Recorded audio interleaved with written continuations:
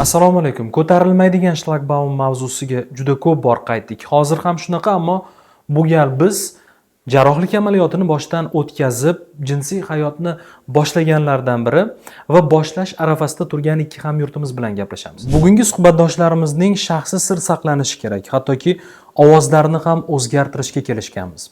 Yodingizda bo'lsa, Sarvar Bahodir YouTube kanalining avvalgi ko'rsatuvlari ikki ko'rsatuvi impotentlik va uning yechimi haqida bo'lgan.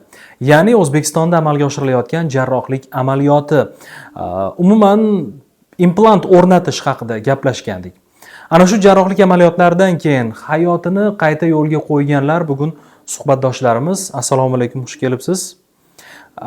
Siz bilan suhbatlashadigan mavzuyimiz o'zi aslida juda aktual mavzu O'zbekiston uchun. O'zingizni qanday his qilyapsiz bugungi kunda? Yaxshi. Men bu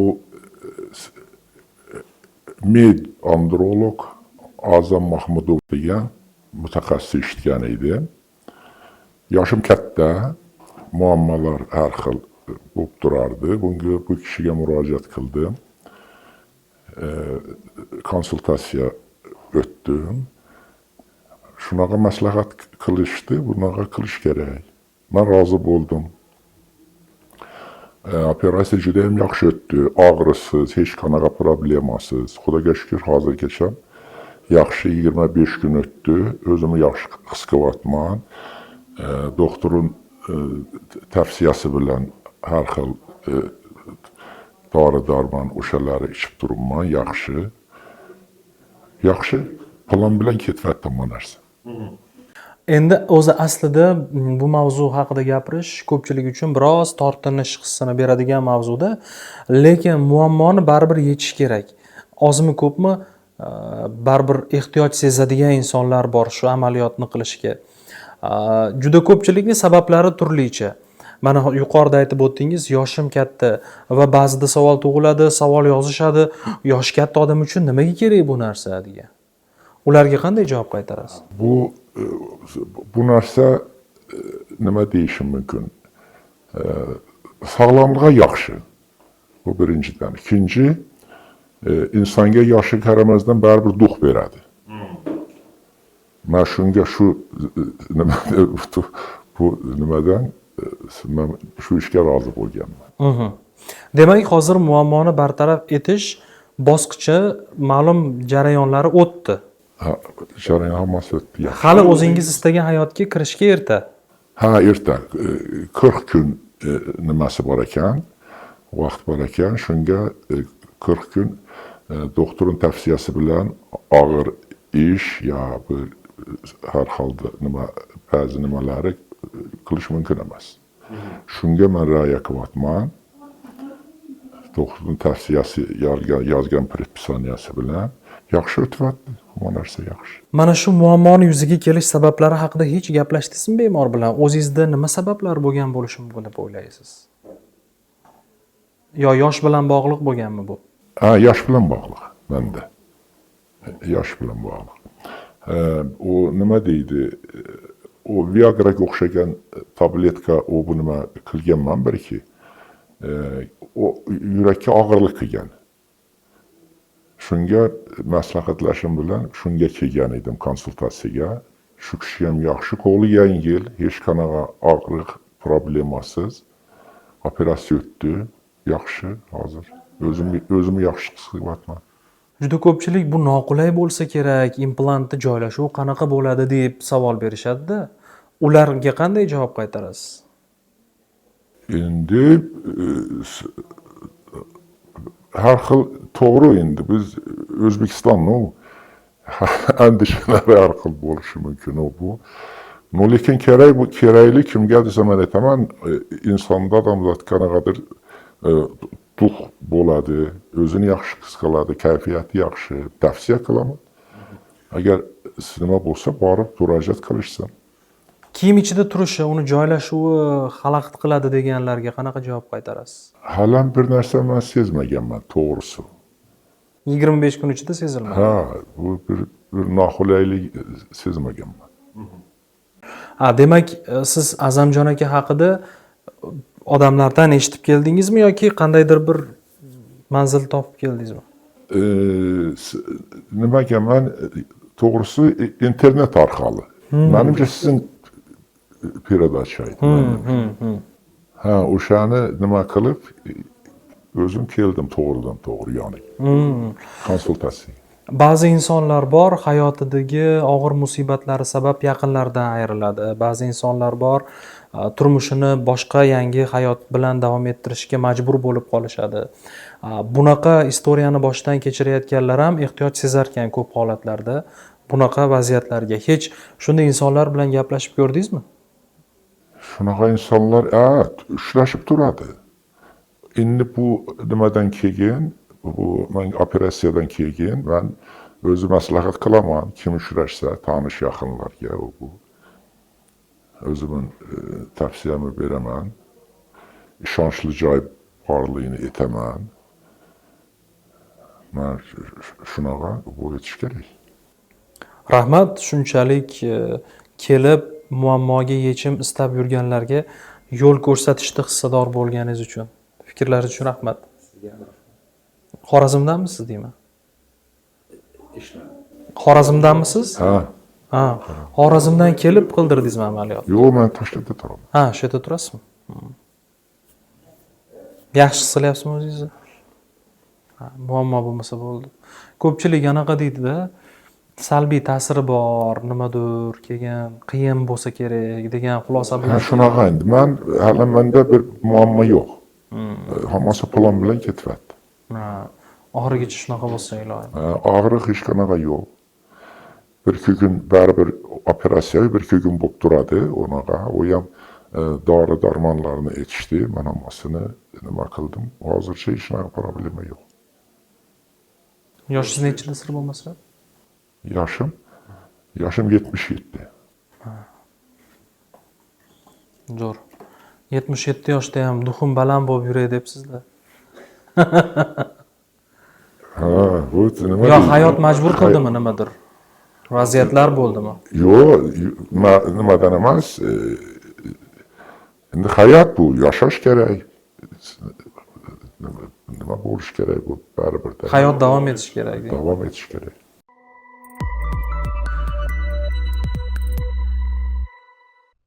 Penil implanti o'rnatilgandan keyin ularning hayoti qanchalik o'zgardi va ayni amaliyotdan keyin qandaydir noqulayliklar kuzatilmadimi?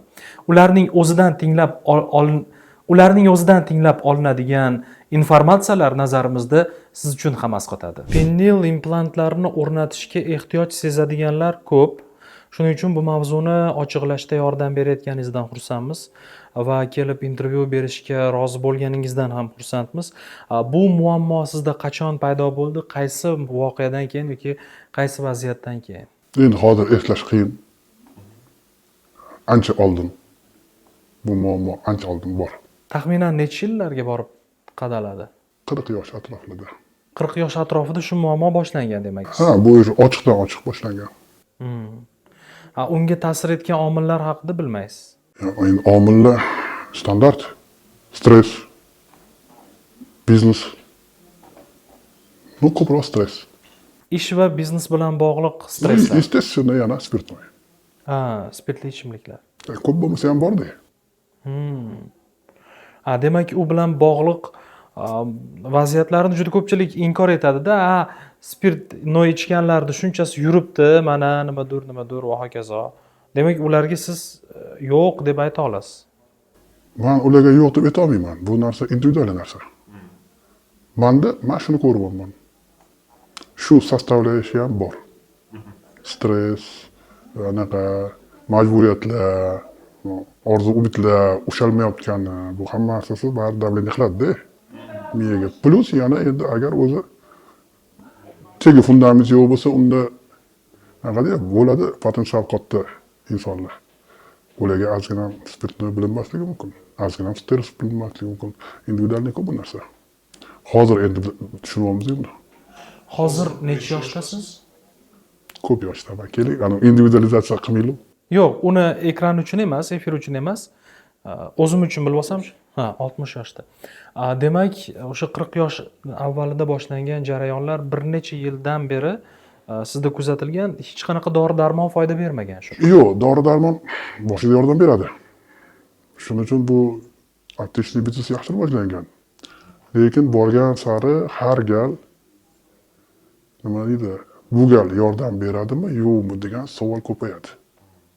Tushunyapsizmi? Mana bu hozirgi suhbatimizning temasi bo'layotgan holatda shu narsa yo'q, исключаться qilyapti-da. Hozir qanaqadir preparat, ming zo'r bo'lsin, boshqa bo'lsin, mijoziga to'g'ri keladimi, yo'qmi? 15 minutdan keyin ta'sir qiladimi, yo'qmi? Yo bo'lmasa oddiy bitta so'z, bitta gap, bitta qarash ro'zg'orda bo'ladigan shu hamma настроениeni bir tiyin qilib qo'ymaydimi? Tushunyapsiz-a? Bu bugungi kunlardagi bo'layotgan narsada endi 40 yoshlarda balkim bu bo'lmas. Lekin в то же время 40 yoshda boshqa narsa bo'ladi. Masalan, nega men yoshman-da, kuchliman-da, pulim bor-da, hamma narsam bor-da, kelishganman-da, shu narsa yo'q. Nega menga partnyor kerak? Dori sifatida. Bu juda ham ta'sir qiladi. Insonga psixikasiga juda ham ta'sir qiladi. Даже erishgan g'alabalaringizga sherik borligini bilib turasiz. Bu juda ham psixologik faktor. Bugungi kunda boshqacha. To'g'ri, bunga ancha kech keldim. Balkim o'sha paytda bunga yurmasdim. Bu yog'i ham bor. No, taqdir taqozosi bilan shunaqa bo'ldi. Prinsipi hozir endi situatsiya boshqacha-da. Oddiy. Cho'ntagingizga birov 10 ming dollar pul topib qo'ygandek. G'urur, samootsyenka, уверенность. Ketyapsiz, chiroyli restoranni ko'rib qoldingiz. Agar kirsam pulim yetarmikin, lekin yaxshi joy ekan degan fikr bilan o'tib ketdingiz-ku, bu yerda kiryapsiz-da, bilyapsiz, любой ovqatni olasiz. Tushunyapsiz-a? И причем уже это хочу, это не хочу. Joyi bo'lsa bo'ldi. Joyim bormi? Restoranda joy bor, bo'ldi. Men kelib shu yerda ovqatlanib kelyapti bugun. Endi telefon qilyapsan-da, aytyapsan. Men bugun kechqurunga stol zakaz qilmoqchiman. Farqi yo'q уже. Necha yulduzli restoran, necha yulduzli anaqa mehmonxona. Уже o'zingga позволять qilishga imkoning bor. Oldin puling bo'lishi mumkin. Lekin o'sha yerda joy bo'ladimi? O'sha yerdagi kontingent senga to'g'ri keladimi? Yo'q, hozir men o'zim nomuradman deysizda kirib ketaverasiz. Shunaqa уверенность shundan keyin paydo bo'lyapti-da odamda. Bu psixologически zo'r. Kirasiz auditoriyaga men zo'rman deyapsiz-da, men hammaga zo'rman deyapsiz-da, lekin ichingizda bir nima kamligini bilib turibsiz. A тут hamma joyda. Tema boshqa. Bemalol gapiryapsiz, boshqa ko'zingizdan o't chaqnab turibdi, gapirayotgan gapingizga birov ishonmayapti. Agar azizgina bo'lsa ham sal boshqa xayol ketib, bir nimadan kamligingizni bilib tursangiz, birov ishontiramay qolasiz. До того, bu yerda hozir buni по прямому предназначению ham emas. Просто odamga уверенность beryapti. Eng zo'r mutaxassissan-da, to'laqonli erkaksan. Mana. Endi ketdingiz hamma yo'lsizlikka. Hammasi ochuv. Yuzingizdan nur taralib turibdi masalan. Hamma sezyapti. Butun anaqa feromon deydimi, boshqa deydimi, hamma narsa соответствует образу. Bo'ldi.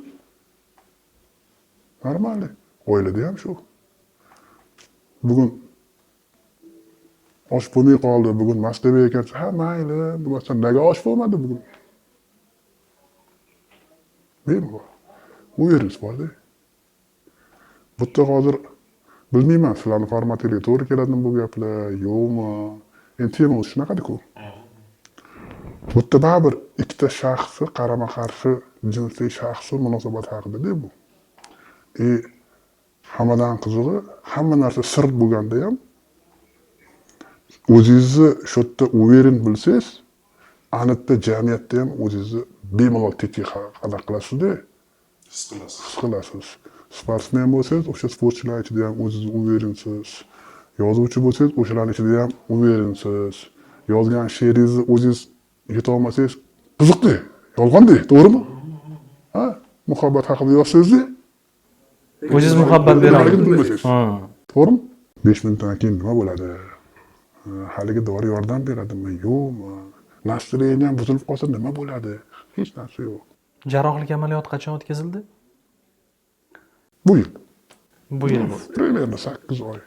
8 oy avval.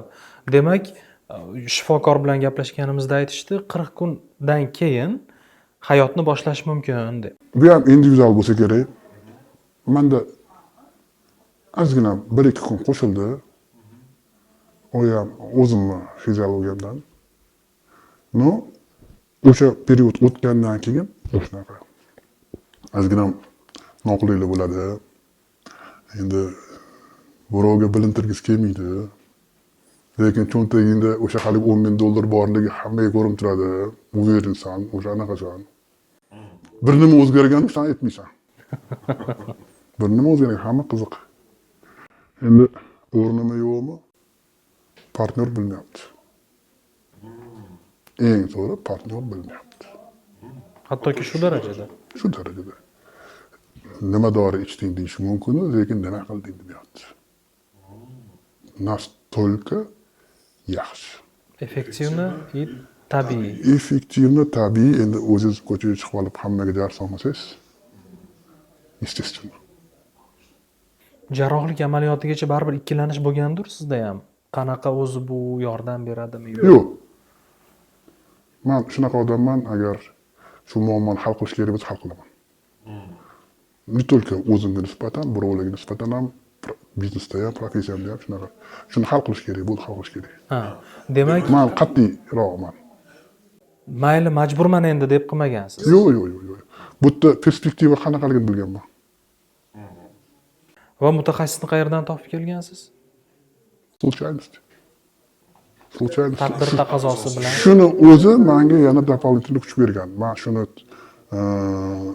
случайно ko'rishib qolib, случайно shu temaga kirib qolgandan keyin u meniki ekanda. Demak, jarrohlik amaliyoti o'tkazilgandan so'ng mana oradan ma'lum oylar o'tibdi. Hozir hech qanday noqulaylik yo'q deb ayta olasiz. Hozir umuman yo'q. Postoperatsionnisi ham yo'q. Endi haligi implantni xususiyatiga qarab, endi uni ozgina noqulayligi bor deb hisoblanadi. Lekin men ko'p adabiyotda ham ko'rdim. Eslab qoladi degan, pozitsiyani eslab qoladi degan, hozir absolyutno bilinmaydi. Absolyut aytmayman, hozir o'zi tashqaridan hech kim ko'rmaydi. Biz YouTube'ga juda ko'p kontent qildik bu borada. Va tagiga nima ekan o'zi ikkilanishdamiz deb yozganlar ko'p bo'ldi. Ularga nima degan bo'lardingiz? Endi bu tarozi ikkita pallasida. Qanchalik kerak va qanchalik shuni qila olasan. Radi interesi bo'lsa, buni kerak emas. Bormi bor desa. Mana cho'ntagimda $10,000 bor. Deyishga bu arzimaydi.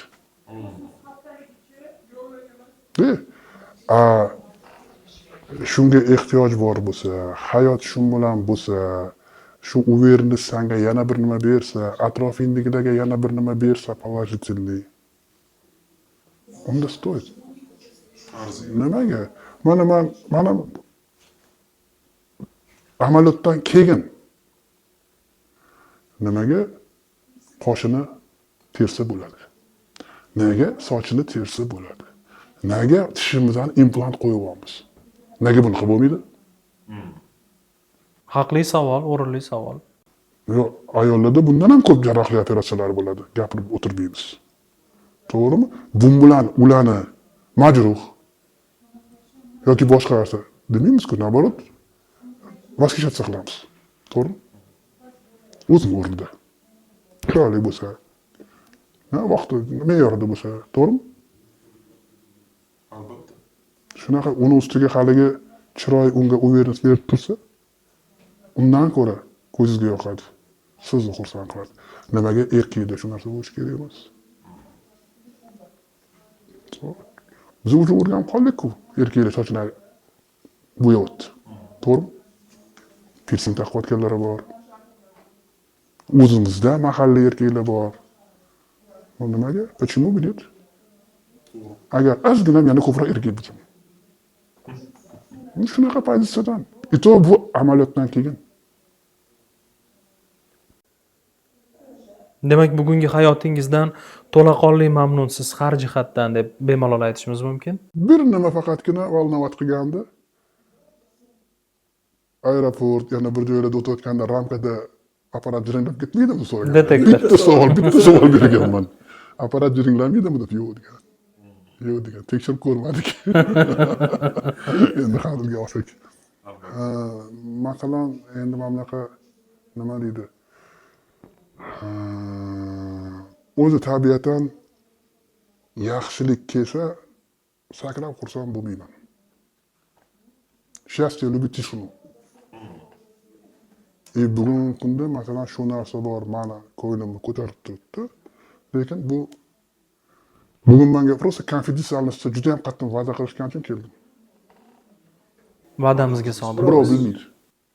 Birov bilmaydi. Hech kim bilmaydi. Doktor biladi. Endi ani operatsiya qilgan odamlar biladi, lekin ular meni qattiq kimligimni bilmaydi. Shuning uchun men bu ham ertaga balkim ochib ketsa kerak, bu narsa anaqa bo'lib qolsa kerak, lekin hozircha shunaqa. А так, этого мало. Уверенность зашкаливает.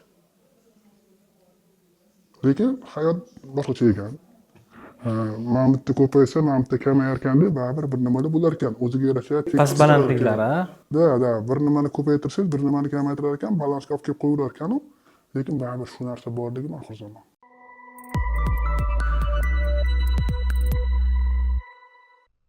Agar sizga ushbu mavzudagi fikr mulohazalar, savollar, ma'lumotlar qiziq tuyulgan bo'lsa, taklif mulohazalar bildirmoqchi bo'lsangiz, quyidagi raqamlarga qo'ng'iroq qilishingiz mumkin. Muammoyingizga biz orqali yechim topishni maslahat beramiz. Patentlik va unga yechim topish mavzusi bugun juda ham nozik mavzu. O'zbekchilik degan, yuz xotir degan tushunchalar bor, lekin shu tushunchalarni qaysidir ma'noda bosib o'tib bo'lsa ham kelibsiz, boshqa insonlar yechim topsin deb. Bu muammo sizda qachon boshlangan va nimalar sabab bo'lgan deb o'ylaysiz? Endi buni sababi endi ancha yil bo'lgan, 20 yildan oshiq bo'lgan. Endi o'sha haligi hayotiy stress bahona bo'lgan deb o'ylayman men. Endi o'sha stressda ham shunaqa narsa birdan bo'lib qolar ekan. O'zi sog'lom bo'lganman men. Endi shu birdan bo'lganda keyin hech qachon yechimi chiqmadi bu narsani. Men juda ko'p davolanishga bordim, davolandim, harakat qildim, lekin vaqtincha biroz yaxshi bo'ladi, keyin oldingi holatga qaytaverdi. Uni shu yaxshi bo'lmay oxiri mana shu siz bilan intervyuingizni o'sha YouTube orqali ko'rgandim, bu Azamjon bilan suhbatingizni. Shundan keyin men juda xursand bo'lib, shu adresni yozib oldim, shu bo'yicha kelib uchradim. Lekin juda ham ajoyib natija bo'ldi. Men kutmagandim bunaqa. Juda xursand bo'ldim. Juda ham yaxshi bo'ldi. Ba'zi yoshi katta insonlar shunga ehtiyoj sezibdi deb kontent qilsak, yoshi katta odamga nima qo'yibdi endi deganlar bo'ldi-da. Endi bu hayotda yashagan odam biladi, boshdan o'tkazgan odam biladi sizni kechinmalaringizni. Va ularga qanday javob qaytargan bo'lardingiz? Nima keragi bor sizga deb beriladigan savollarga javobingiz qanaqa? Endi hayot tirik jon bo'lgandan keyin bu shu narsa birinchidan odamni sog'ligi uchun ham foydali, kerak narsa-da bu. Endi misol bir natija yaxshi bo'lish uchun agar natija yaxshi chiqmaydigan bo'ladigan bo'lsa, ana shu sog'lig'ingiz ham yomonlashib boradi-da. O'sha yurakka ham ta'siri bor, men eshitganim bo'yicha boshqa ta'sirlari ham bor. Shuning uchun sog'lom yurish uchun bu narsa bu inson bo'lgandan keyin bu narsa kerak ekanda. Men tushuncham bo'yicha men eshitganim doktorlari shu tavsiyasi shunaqa bo'lgan. Oldingi o'sha davolangan joylarimda ham shunaqa bo'lgan. Shuning uchun kurashib qo'yganman men. Lekin bunaqa natijani kutmadim, juda ham ajoyib bo'ldi. Bu menimcha bu hozir bu yangilik shu tarixda endi bo'lyapti bu narsada. Endi bu vaqtgacha bunaqa biz eshitmaganmiz ham. Mana shu ancha yil bo'lgan ekan buni chiqqaniga ham, endi biz mana endi eshitib, mana nima bo'lgandan keyin juda ham tan beradigan nima bo'ldi-da. Men misol mana shu doktorlarga otangga rahmat degim keladi-da. Juda ham ajoyib yaxshi, olamshumul ish bo'ldi desa ham bo'ladi. Hayotni boshladingizmi jarrohlik amaliyotidan keyin? Endi yo'q, hali endi mana bizga ko'p vaqt bo'lmadi. O'sha ma'lum vaqt nimasi bor edi.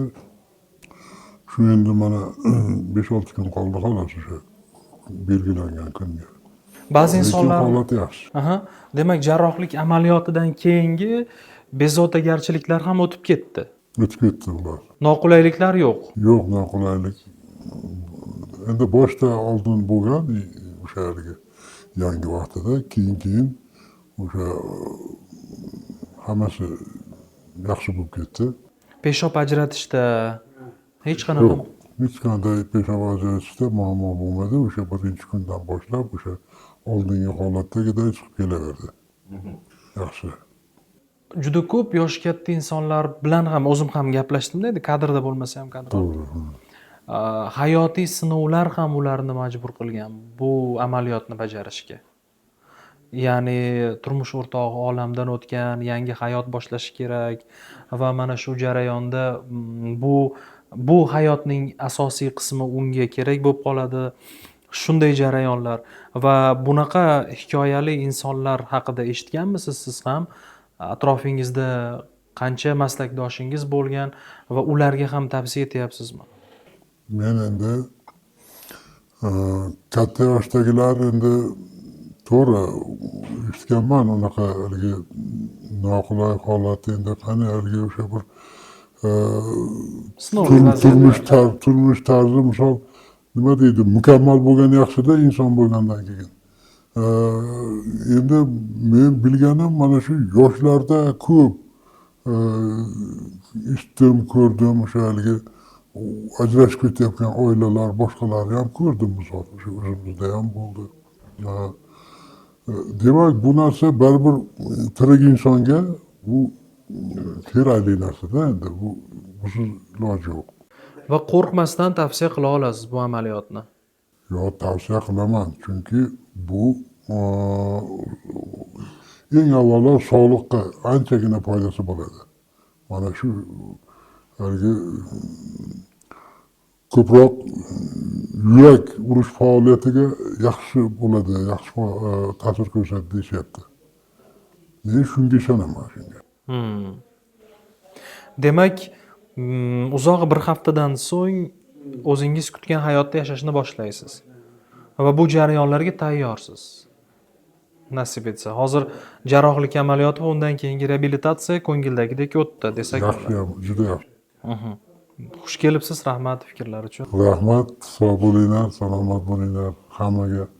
Shu o'zimni minnatdorchiligimni bildiraman. Shu mana shu yangilik uchun, mana shu fidoyi insonlar mana shu narsani shu o'rganib, o'zini ustida ishlab, olib kelib, shuni joriy qilganini o'zi katta ish deb o'ylayman. Ming rahmat. Rahmat sizga ham. Salomat bo'linglar.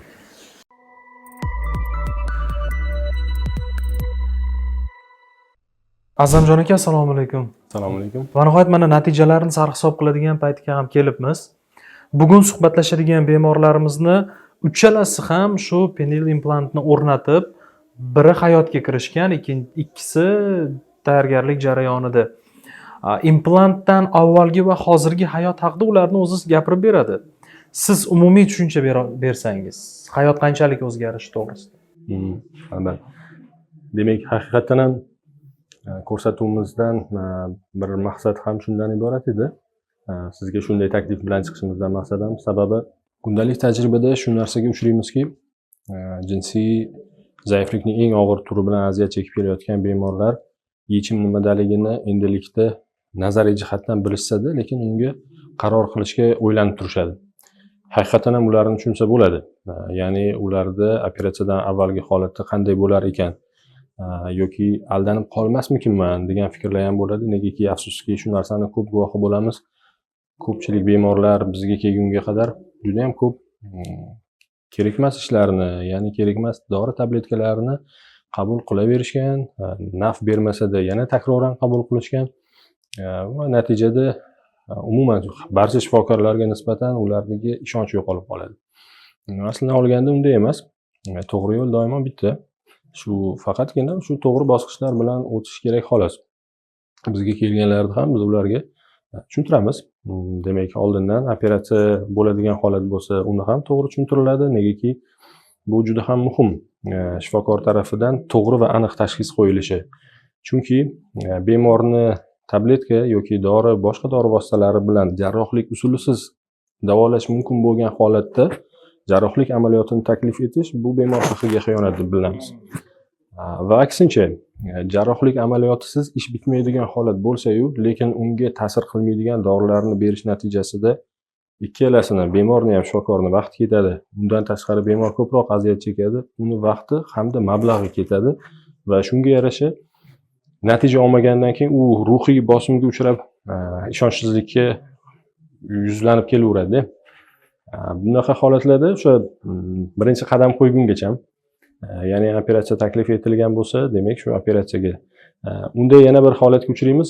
Operatsiya taklif qilindi-ku, bemor o'zlari ham tushunib turadilar-ku, lekin hali shunga jur'at eta olmaydi.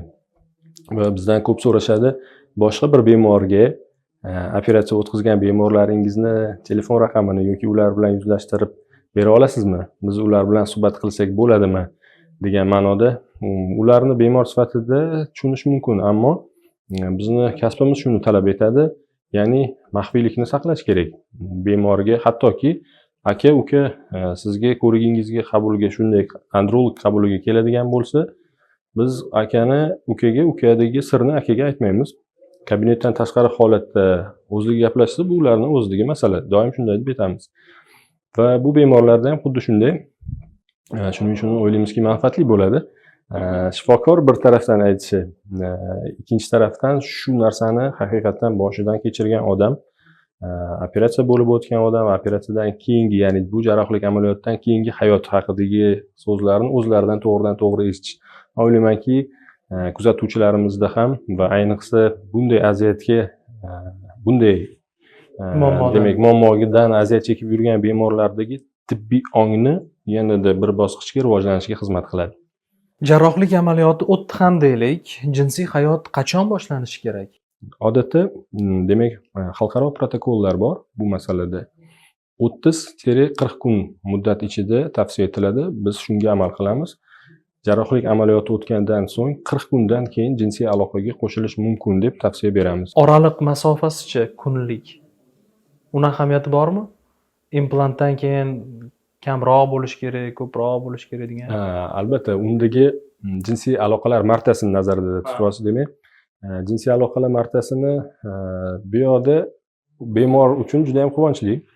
Sababi o'z aslini olganda bu penil implantlarni o'rnatilganda, buni ochiq-oydin doimo tibbiy ko'rikda ham shu narsani aytib o'tamiz. Nima minusi, nima hamda plus bor. Ya'ni minuslardan boshlaydigan bo'lsak, har doim bu faqatgina O'zbekistonda bo'lgani uchun emas, butun dunyoda shunday. Ya'ni egiluvchan malleable turdagi penil implantlarni qo'yilganda, ularda jinsiy olatni, demak, tabiiy jinsiy aloqada jinsiy olatning tanasi qattiqlashadi. Aloqadan oldin buni ereksiya deyiladi fanda. Va shu ereksiya vaqtida jinsiy olatni boshchasi ham biroz kengayadi, ya'ni kattalashadi biroz. Penil implant amaliyoti o'tkazilgan bemorlarda esa tanasi qattiqligini saqlab turadi, ammo boshcha o'zgarmaydi. Biroz kattalashishida kuzatilmaydi bunda. Bu minus deb oladigan bo'lsak, lekin plyuslari ham bor. Demak, plyusi shundan iboratki, penil implant amaliyoti o'tkazilgan bemorlarda, demak, oddiy normal hayot kechirib yurgan bemor bilan solishtirganimizda, ularda jinsiy aloqa yakunlangandan keyin urug' otilishi bilan jinsiy olat tarangligi yo'qoladi va asli holiga qaytishni boshlaydi. Ammo penil implant amaliyoti bajarilgan bemorlarda esa demak urug' chiqishi bilan jinsiy aloqa yakunlanmaydi, ya'ni olat tarangligini yo'qotmaydi. Shlagbaum ko'tarilib turaveradi. Ko'tarilib turaveradi, bemor istagancha aloqa qilishi mumkin.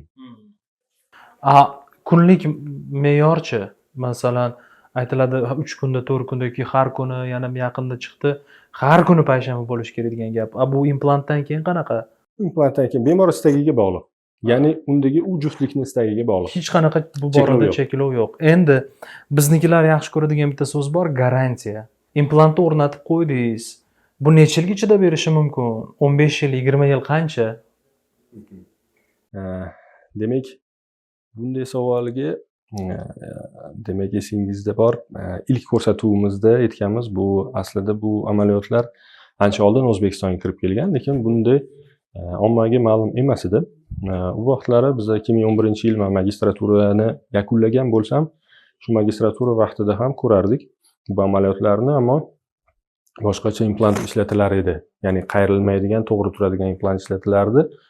Hozirgi kunda ham shu bemorlarni olsak, ular hali ham foydalanib yuribdi. Ya'ni 10 yildan ziyod foydalanib Kiyimda yuribdi. noqulaylik tug'dirsa ham, Ya'ni foydalanib yurishibdi. Va tabiiyki, bu implantlar undan keyingi ishlanmalar hisoblanadi. Ularni sifat jihatdan ham oldingiga nisbatan solishtirganda yuqori hisoblanadi sifatlar. jarrohlik amaliyotidan keyingi asoratlar haqida ham gapirib o'tsangiz, chunki jarrohlik amaliyoti to'g'ri bajarilmasa, og'ir asoratlar kelib chiqishi mumkin deyilgan joyi bor. Qanaqa asoratlar bo'lishi mumkin? Juda ham yaxshi savol berdingiz. Demak, hozirgi kunda bu amaliyotni o'tkazganda yangi, ya'ni oliygohni, tibbiyot oliygohini bitirib bizga murojaat etishadi, shu amaliyotni o'rganmoqchiman.